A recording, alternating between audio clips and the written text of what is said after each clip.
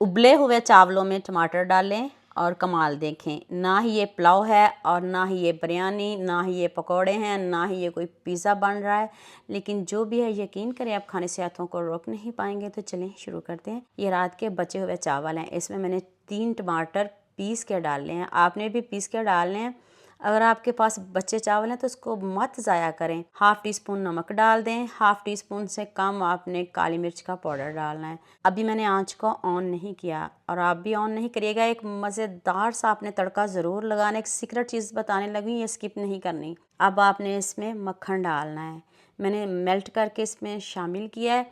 इससे इतना अच्छा टेस्ट आता है। मेरे कहने पे आपने मक्खन ज़रूर डालना है। ईज़िली मिल जाता है तो आप देसी घी ले लें, मक्खन ले लें, लेकिन डालिएगा ज़रूर। नेक्स्ट कढ़ाई में मैंने 2 चम्मच ऑयल लिया, इससे ज़्यादा ना लीजिएगा। इसमें मैंने चावलों के हिसाब से चिकन डाला है। चिकन को मैंने छोटे छोटे क्यूब्स में कट कर लिया है।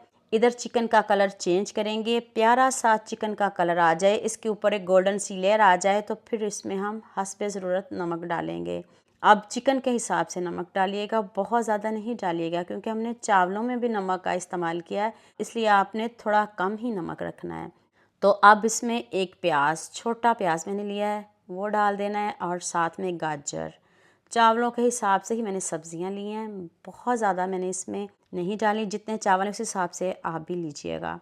इधर मैंने लहसुन पाउडर डाला है, आप फ्रेश भी डाल सकते हो। Half teaspoon chilli flakes डाल दें। मसाले बहुत कम रखने हैं, बहुत ज़्यादा नहीं रखिएगा। लहसुन अगर फ्रेश है तो वो भी डाल लें, अगर नहीं है तो फिर आप पाउडर भी डाल सकते हो।